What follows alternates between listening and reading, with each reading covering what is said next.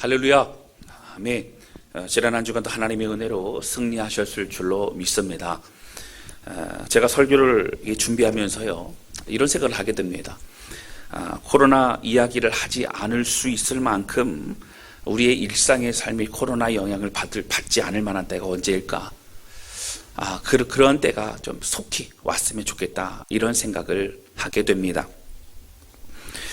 이번 주에 국민들과 온 성도들이 또 외출을 자제하고 사람들과 대면을 피해서 최선을 다해서 국가 방역에 협조했습니다. 조금씩 확진자들이 줄어가고는 있지만 아직은 방심할 때는 아닙니다. 우리 각자가 감당해야 될 그런 부분들을 여러분 열심히 협조하여서 우리 모두가 하나님의 귀하신 이 나라 참으로 빨리 코로나를 극복하는 그런 은혜의 시간 되실 수 있기를 주님의 이름으로 축원합니다. 지난주에 제가 말씀드렸던 것처럼 요즘 직장이나 또 이웃들에게도 교회에 다니는 그리스도인이라고 하는 것이 굉장히 큰 부담이 되는 상황입니다. 어떤 식당은요, 교회 다니시는 분들은 당분간 사절합니다, 그렇게 써붙여놓은 것도 있다고 말씀을 드렸어요. 또 집 현관문에 붙어있는 그 교패를 띄었으면 좋겠다고 말하는 그런 그리스도인들도 있다라고 합니다. 그만큼 우리 그리스도인들이 비난을 받는 참 어려운 상황입니다. 그러나 비난을 받고 손가락질을 받는 것 그 때문에 마음이 아픈 것이 아니라 사실은 다른 변명을 할 수 없을 정도로 우리 그리스도인들의 밑바닥이 드러나고 있기 때문에 더욱 마음이 아픈 것입니다. 이제는 일부 그리스도인들만의 일탈이라고 말하기 참 어렵습니다. 저는 우리가 성경적인 바른 신앙생활을 해야 된다라고 생각합니다. 우리 예수님이 결코 이웃들의 생명과 안전이 위험함에도 불구하고 현장 예배를 기어코 드리라, 그렇게 절대 말씀하실 분이 아니라고 하는 겁니다. 지난주에 저는 사마리아 지역에 있는 수가성 여인과 예수님의 대화를 통해서 그리심 산도 아니고 예루살렘 성전도 아니고 아버지께 영과 진리로 예배할 그때가 온다라고 주님께서 말씀하신 그 말씀을 나누었었습니다. 어디서 예배를 드리는 것가 중요한 것이 아니라 사실은 그 무엇보다 더 중요한 것은 어떻게 어떠한 예배를 드리는 것인가가 더 중요하다고 말씀을 드렸습니다. 오늘도 우리가 고민하고 있는 죄악과 또 신앙생활, 그리고 예배에 대해서 이야기를 하려고 합니다. 창세기에 나오는 가인과 아벨의 이야기를 통해서 우리의 모습을 다시 되돌아보는 그런 시간이 될 수 있기를 바랍니다. 그러므로 다시 은혜의 회복자가 되는 그런 우리 모두가 되실 수 있기를 주님의 이름으로 축원합니다. 첫 번째 함께 나누기 원하는 것은요, 죄악이 우리 앞에 엎드러져 있다라고 하는 겁니다. 오늘 본문의 말씀은 우리가 잘 알고 있는 창세기의 말씀입니다. 아담과 하와가요, 에덴 동산에서 하나님의 명령을 어기고 사탄의 유혹을 받아서 결국 어떻게 됩니까? 선악과를 따 먹습니다. 선악과는 이제 순종과 불순종을 선택할 수 있는 그런 나무 열매였습니다. 사실 순종할 수도 있고 불순종할 수 있는 것이 우리의 선택에 달렸다는 얘기는 자유의지를 주셨기 때문에 우리가 맹목적으로 하나님을 예배하는 것이 아니라 우리의 마음을 다해서 하나님을 예배할 수 있는 은혜를 허락하셨습니다.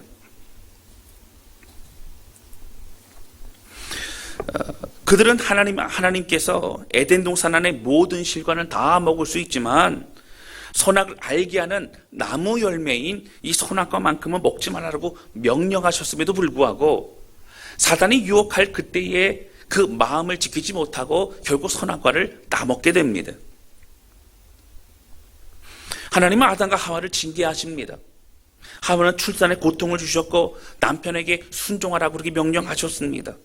그리고 아담에게는 평생 수고하여 땀 흘려야만 소산을 먹을 수 있다라고 그렇게 말씀해 주셨습니다. 그리고 무엇보다 여러분 잘 아시는 것처럼 그 죄악으로 인해서 영원히 지옥에서 고통 속에서 살아야만 하는 그 죽음의 심판을 우리에게 주셨습니다. 에덴 동산에서 쫓겨난 아담과 하와는요, 결국 시간이 흘러가면서 이제 자녀를 낳게 됩니다. 그 자녀들이 바로 가인과 아벨입니다. 그리고 오늘 본문의 말씀이 등장하게 됩니다. 가인은 농사 짓는 사람이었습니다. 그래서 농사의 소출을 가지고 하나님 앞에 예배를 드렸습니다. 아벨은 자신이 치고 있는 그 양의 새끼를 가지고 그렇게 하나님 앞에 예배를 드렸습니다. 아벨은 양치는 사람이었습니다. 그래서 오늘 본문의 말씀 4절과 5절에 보시면 이렇게 나옵니다. 아벨은 자기의 양의 첫 새끼와 그 기름으로 드렸더니 여호와께서 아벨과 그의 제물은 받으셨으나 가인과 그의 제물은 받지 아니하신지라. 가인이 몹시 분하여 안색이 변하니 라고 나옵니다. 아벨의 제물은 받으셨는데 가인의 제물은 받지 않으셨단 말이에요. 여러분, 가인이 분노합니다. 하나님의 경고가 있었어요. 6절과 7절에 나오지요. 그럼에도 불구하고 그 마음의 분노의 마음을 이제 사그러뜨리지 않습니다. 결국 어떻게 됩니까? 동생 아벨을 들에서 돌로 쳐 죽이게 됩니다. 여러분, 인류 최초의 살인이 일어납니다.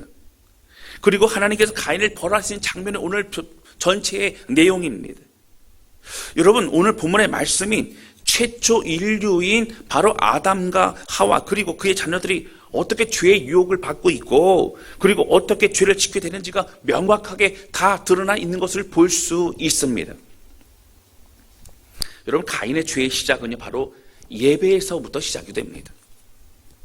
4절과 5절의 말씀을 보셨던 것처럼 여호와께서 하나님께서 아벨의 제물을 받으셨지만 가인의 제물을 받지 않으십니다. 여러분, 5절 말씀 보실까요? 5절에 보시면 이렇게 나옵니다.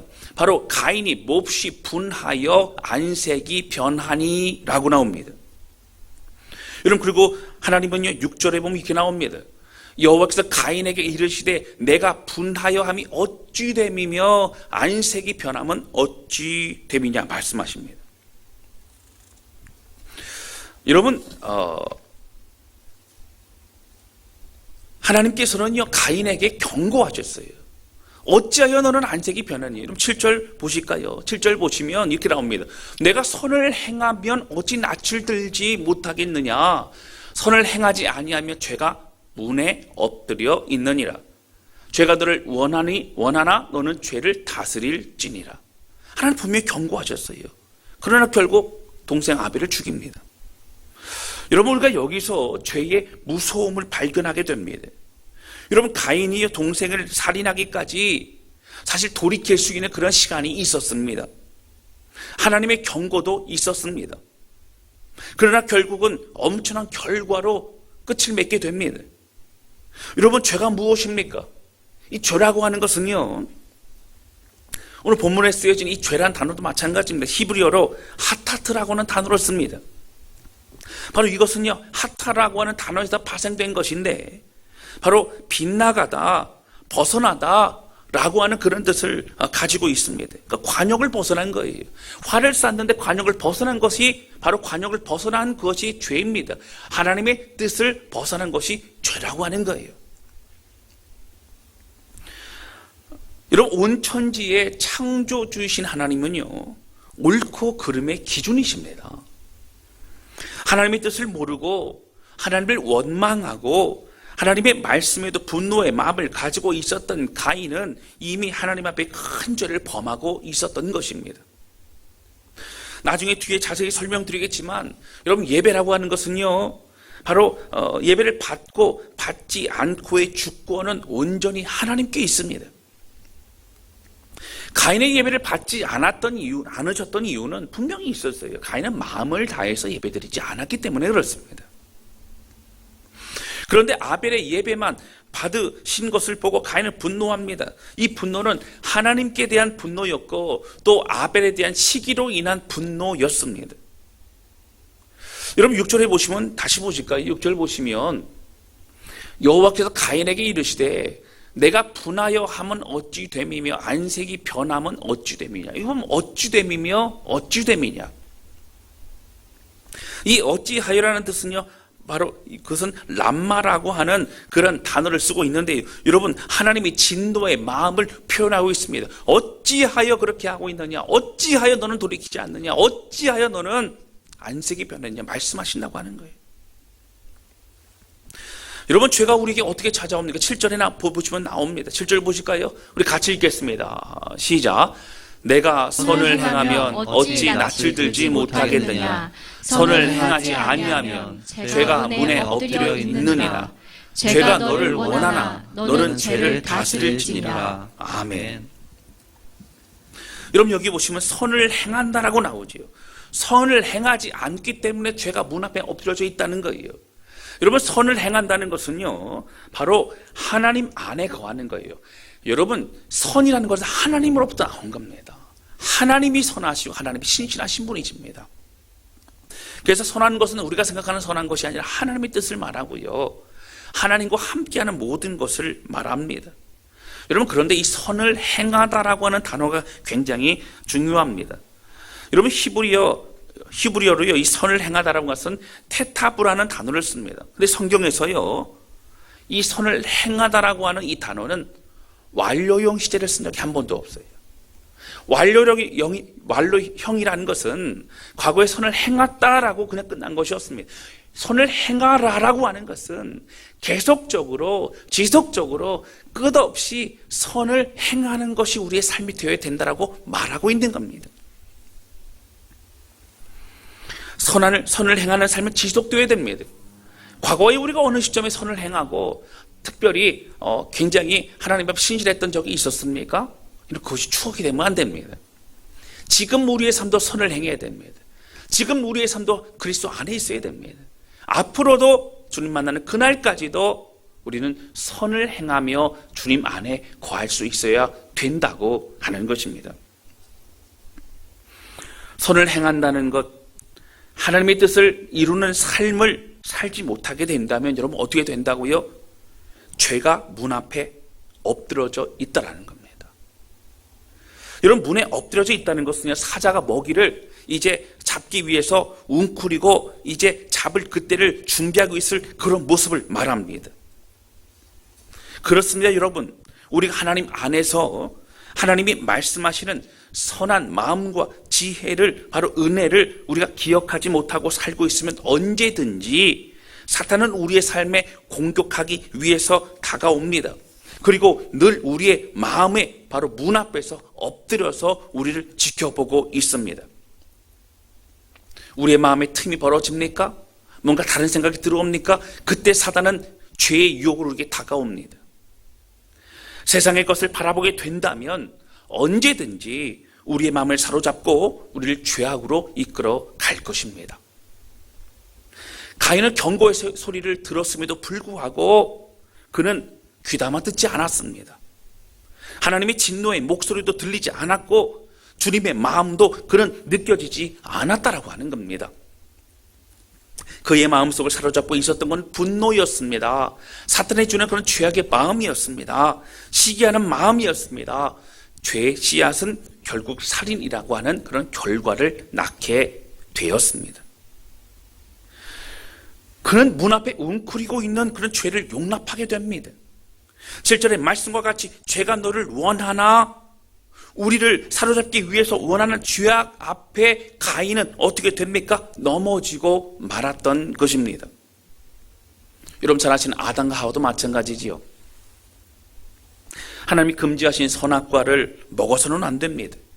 여러분, 예를 들어서 아담과 하와가요, 제가 만나보지 못했지만 사실은 기억이 나지 않습니다, 잘 몰랐습니다 라고 말할 수 없는 게요, 하나님 말씀하시기를 여기 있는 에덴 동산의 모든 실과를 다 먹어도 좋다, 그런데 한 가지 먹지 말아야 될 것이 선악과라고 말씀하신 거예요. 여러분, 한 가지 금지했는데 그걸 잊어버렸다는 것은 말이 안 되지 않습니까?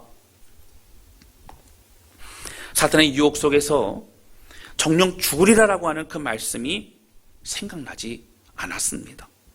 어떻게 해요? 마음의 염두에 두지 않았기 때문입니다.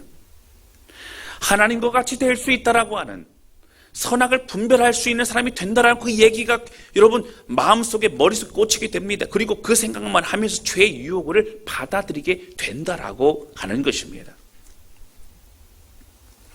사랑하는 성도 여러분, 우리 주님 무엇이라고 말씀하셨습니까? 7절에 보시면 7절 보실까요? 너는 죄를 다스릴지니라.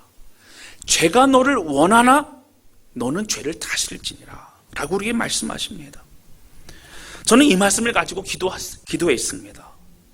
여러분, 대한민국만큼 기독교가 부흥하고 또 급성장한 그런 나라가 없습니다.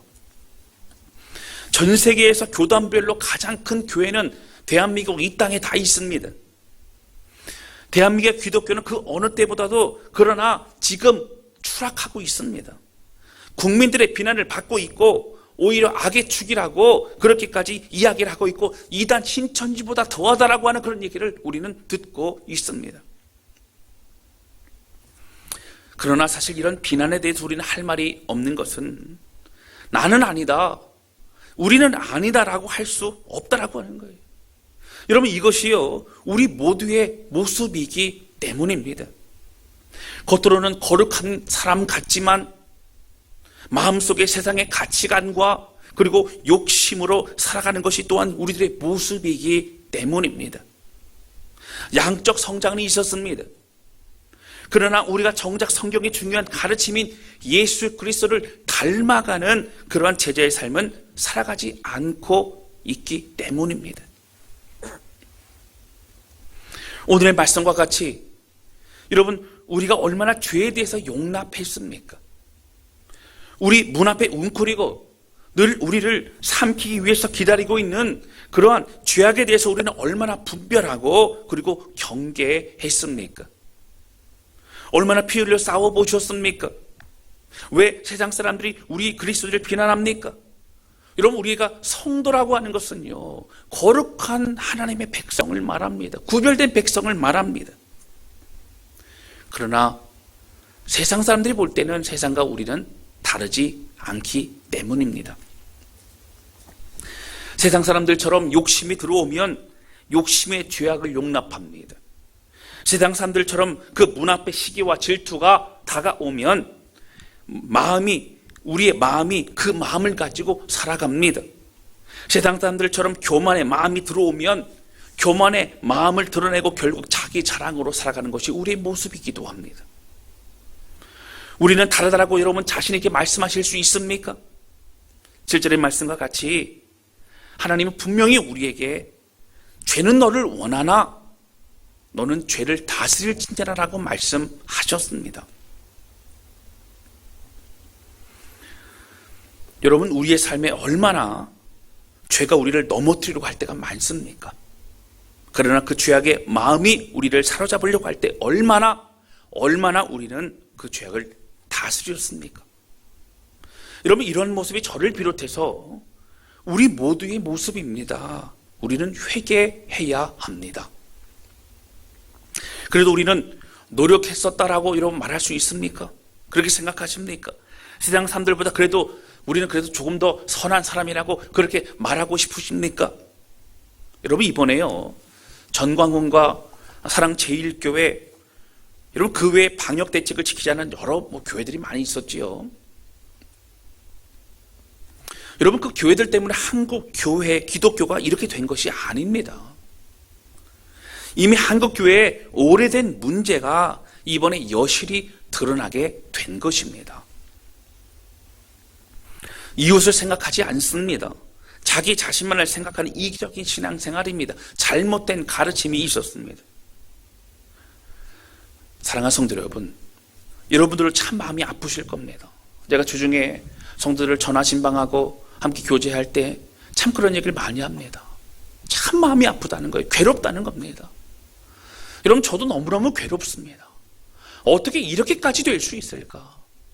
참된 하나님의 진리의 말씀이 어떻게 이렇게까지 많은 사람들의 조롱을 받을 수 있고 진리의 그리스도, 바로 예수 그리스도의 이름이 이렇게까지 먹칠을 당할 수 있을까? 이런 생각을 하게 됩니다.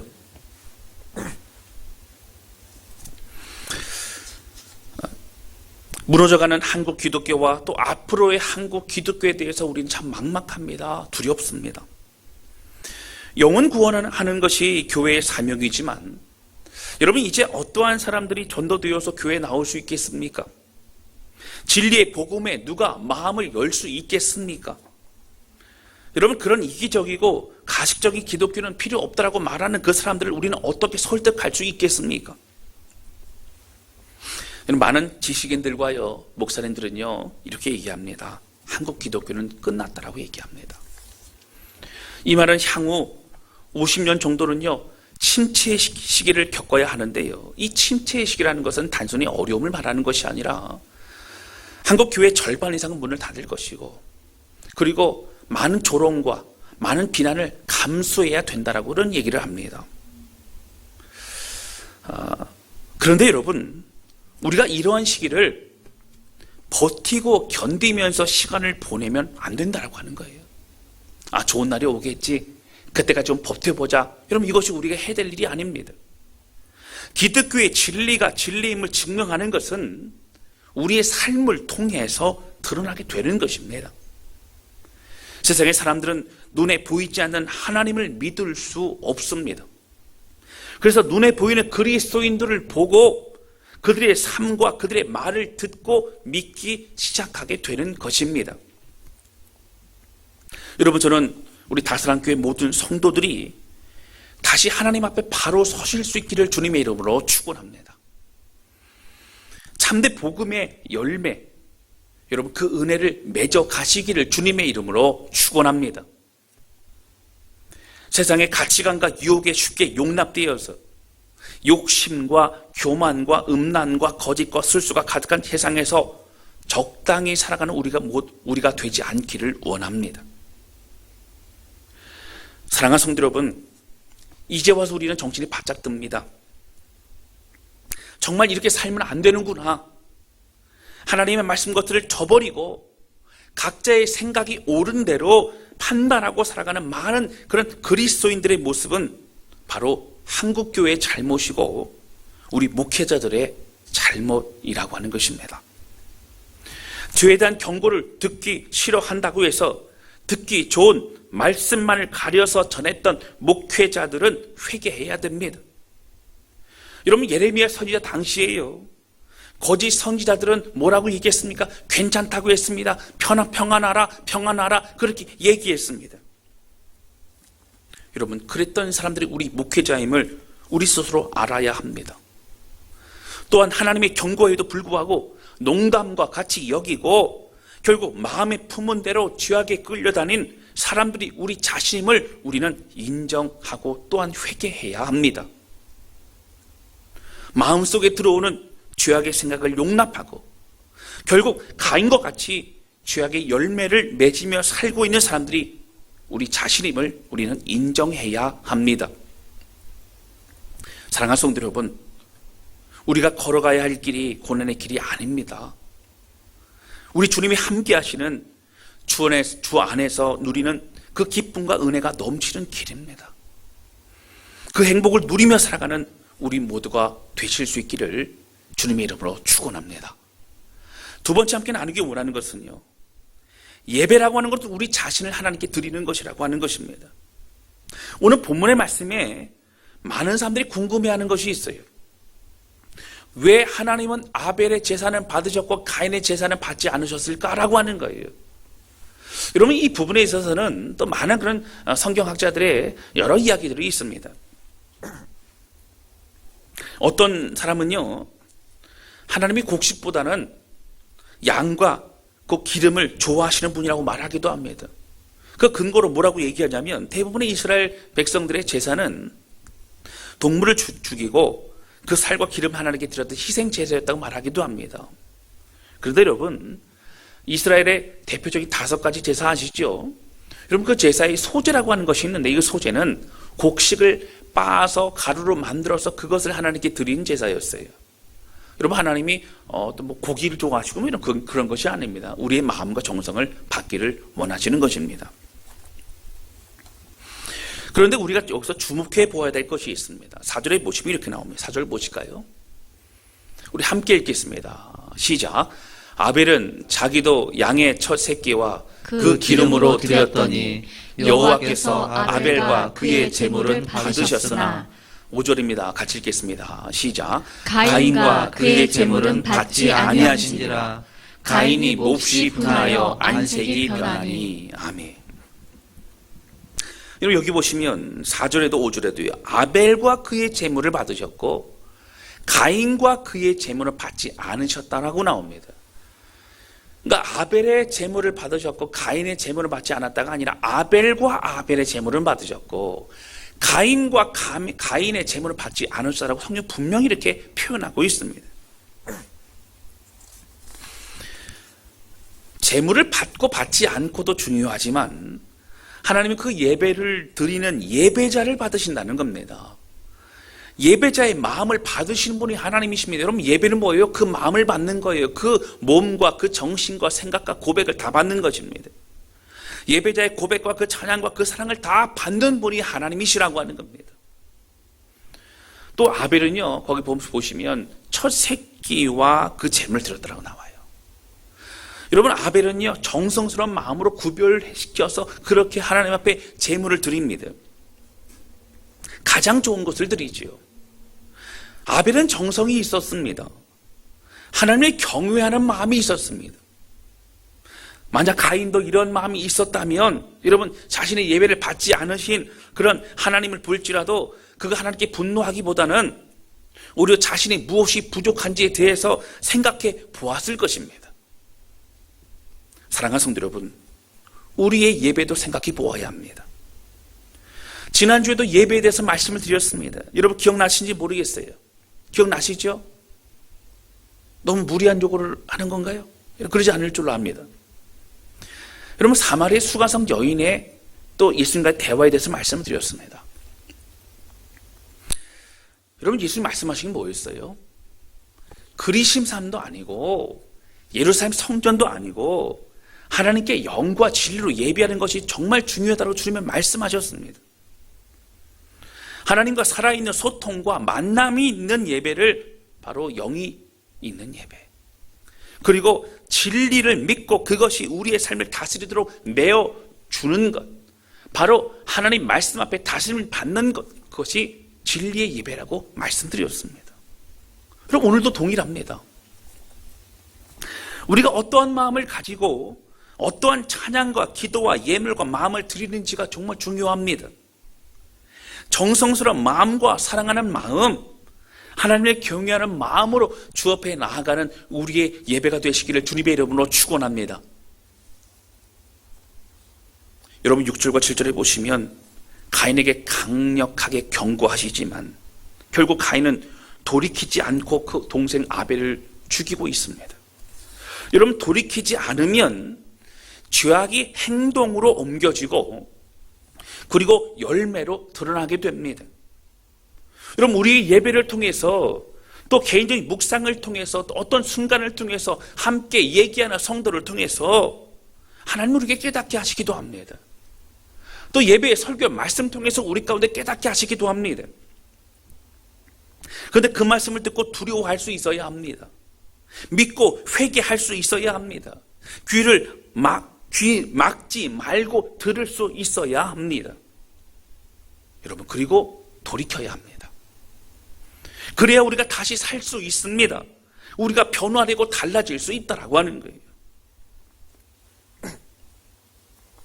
사랑하는 성도 여러분, 가시나무라고 하는 곡을 아실 것입니다. 여러분 예전 시인과 촌장의 하덕규 목사님이 작곡하고 부른 노래입니다. 전에 우리 다산함교회도 오셔서 우리 같이 또 간증도 해주시고 또 찬양도 불러주시고 그런 시간에 있어서 여러분들 아마 이 내용을 기억하실 것입니다.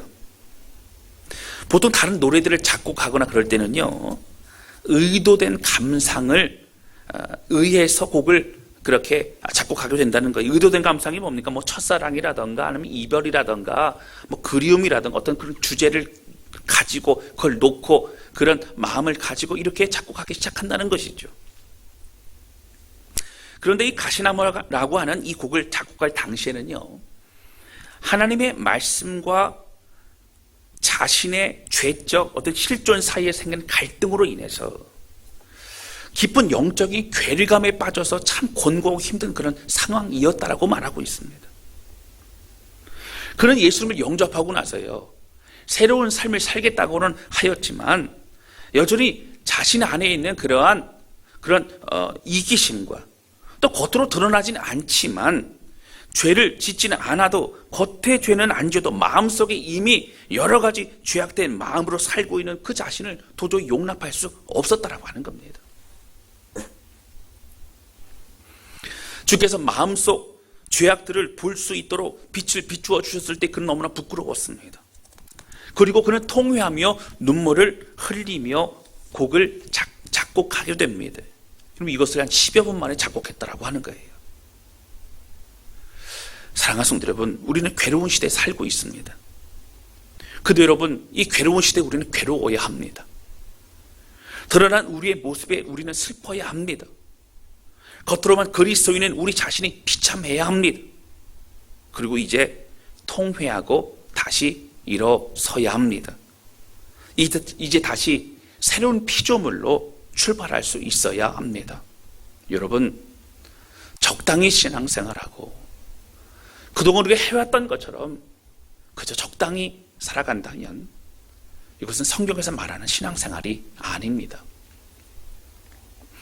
우리는 사자같이 삼킬자를 두루 찾는 사탄의 무리가 주는 그러한 죄악의 마음을 우리는 다스릴 수 있어야 합니다. 남들만큼 하지 않고 남들보다 그래도 조금 더 선하고 조금 더 착합니까? 더 나은 사람입니까? 여러분, 이것이 우리 기준이 아닙니다.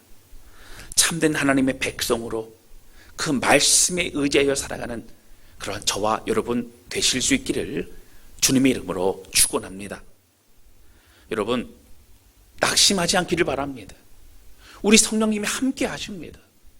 진리의 예수 그리스도의 그 이름과 그 능력이 우리와 함께 하십니다. 할렐루야. 말씀의 능력이 우리를 앞에서 인도하십니다.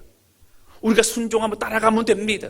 주님의 이름을 높여드리며 찬양하며 우리의 삶에 역사하시는 그 주님의 그 이름을 높여드리며 오늘도 믿음의 길을 끝까지 걸어가는 우리 앞에 엎드려져 있는 그런 죄악을 다스리고 믿음으로 승리하는 그러한 우리 모두가 되실 수 있기를 주님의 이름으로 축원합니다.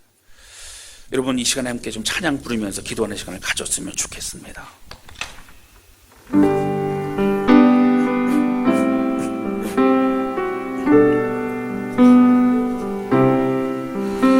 여러분, 이 찬양은요 참 예전에 많이 불렀던 찬양입니다. 여러분, 가사 보시면 이렇게 나오지요.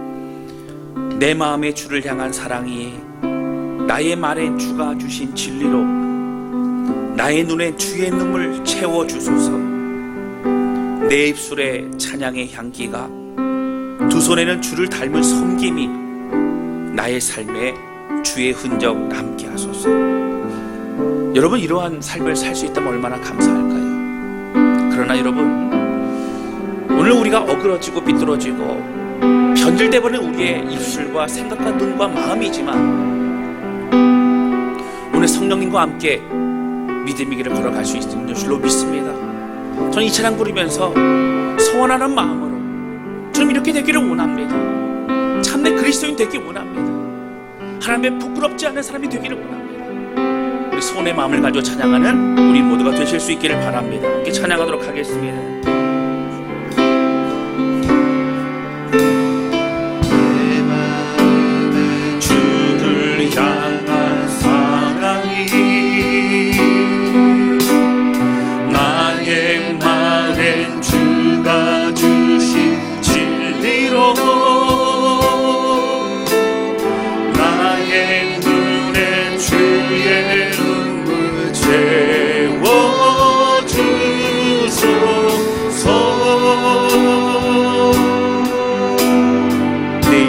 찬양의 향기가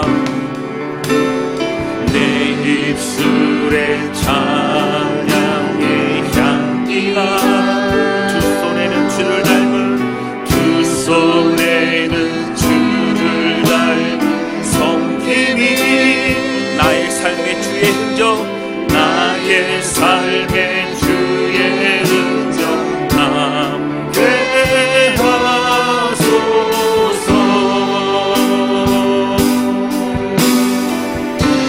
하나님의 사랑이 영원히 함께하리.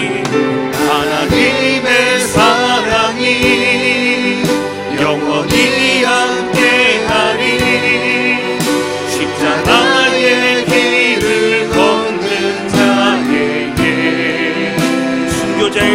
사는 이에게 자유의 삶을 사는 이에게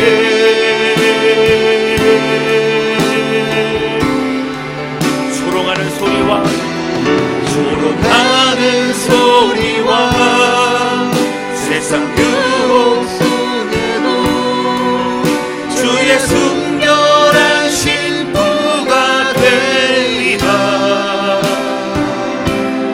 내 생명 주님께 드리리. 하나님의 사랑이 영원히 우리와 함께 하시는 믿습니다. 하나님의 사랑이 영원히 함께하리. 십자가의 길이를 걷는 자에게 순교자의 삶을 사는 이에게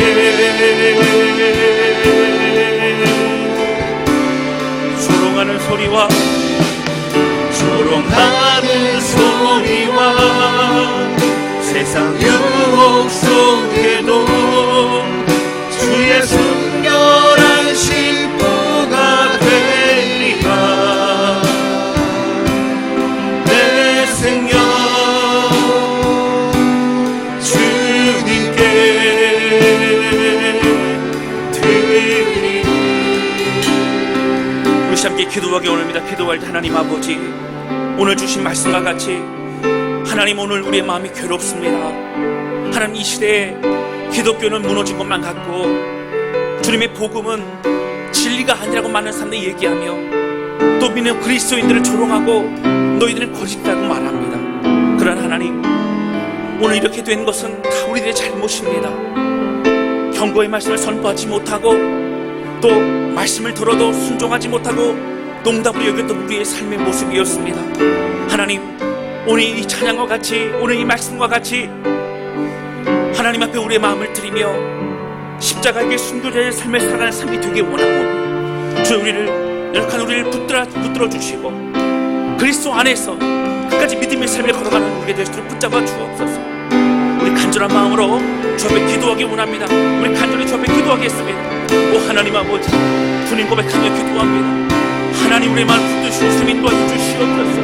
하나님 함께 해주시옵소서. 하나님, 오늘 우리의 마음 가운데 참 고통스럽습니다. 마음이 무너집니다.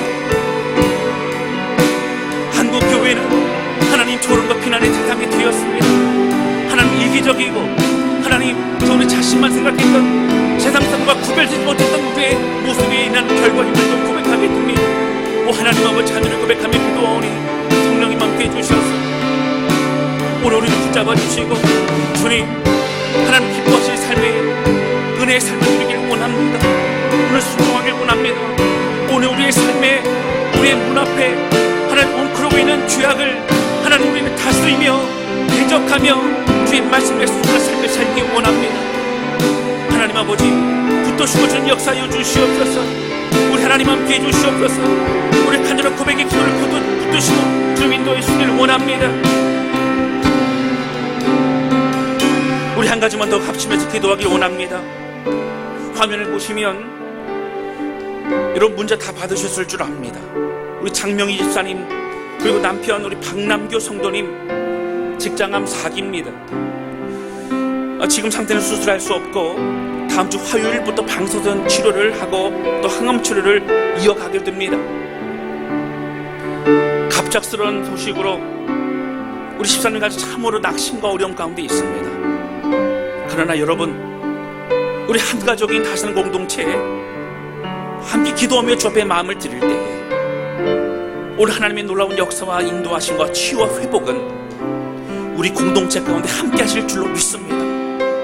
우리 시간 기도할 때 하나님, 우리를 용서해 주시고 더 사랑하며 더 서로 용납하며 함께 나아갑니다.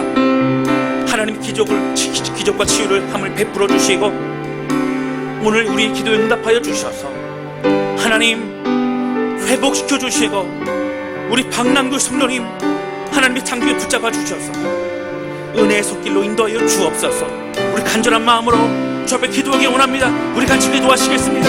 오 하나님 아버지, 온 성도가 함께 고백하며 기도합니다. 하나님, 우리의 마음을 아시고 인도하시는 주님,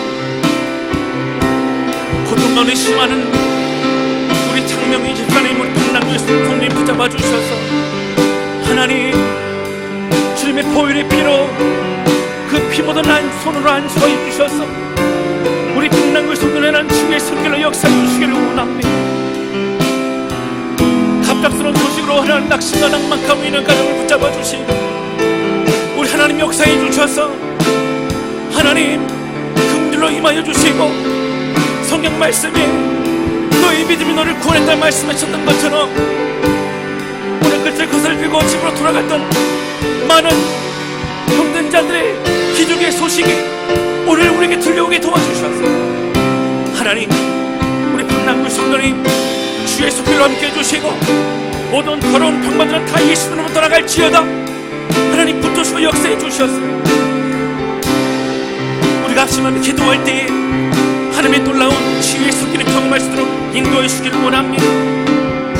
성령의 불길로 함께 해주셔서 하나님 모든 암수포들이 다 태워 또같이 가여 주시고 우리 장명희 집사님, 박남규 성도님 또 경도의 마음 가운데 믿음 주셔서 하나님 끝까지 기도하며 주 앞에 설 수 있도록 하나님 역사해 주시기를 원합니다. 하나님, 우리 재성의 모든 성도들의 기도에 응답해 주시고 하나님 역사하여 주시옵소서. 하나님 아버지, 오늘 말씀을 통해서 정말 비난받고 있는 한국교회 또 우리들의 모습을 보게 됩니다. 우리는 아니라고, 나는 아니라고 생각하지만 세상과 구별함이 없고 또 우리 문턱에 웅크리고 있는 죄악을 볼 때에 우리가 용납하고 다스리지 못하고 우리는 그렇게 살아왔음을 고백합니다. 하나님 아버지, 우리를 용서해 주셔서 구별된 삶을 살아가게 도와주시고 참된 예수 그리스도의 사람으로 변화되어 믿음으로 승리할 수 있도록 역사해 주시며 하나님, 우리가 믿고 알고 있는 복음의 진리가 우리의 삶의 열매로 드러날 수 있도록 인도하여 주옵소서. 하나님 아버지, 간절히 소원하며 기도합니다. 우리 장명희 집사님, 우리 박남규 성도님 붙잡아 주셔서 주님, 예수 그리스도의 피 묻은 그 손으로 안수하여 주시사 하나님 머리끝부터 발끝까지 온전케 하여 주시고 주의 놀라운 회복과 치유의 손길로 임하여 주시길 원합니다. 치료의 광선으로 함께 해주시고 하나님 모든 암세포들이 다 태워지고 녹아지게 도와주시고 이 모든 과정을 통하여 하나님의 살아가심을 경험하는 우리 박남규 성도님 가정, 우리 모든 다스린 공동체 될 수 있도록 인도하여 주옵소서. 하나님 간절히 소원하오니 하나님 우리의 기도 응답해 주시고 이제 이번 주부터 시작되어지는 모든 방사선 치료와 항암 치료를 통하여 하나님 놀라운 회복의 역사 경험할 수 있도록 인도하여 주옵소서. 하나님, 우리의 눈물과 우리의 간절한 기도에 우리 주님 함께하여 주옵소서. 모두 주께 맡겨드립니다. 예수님의 이름으로 기도하였습니다. 아멘.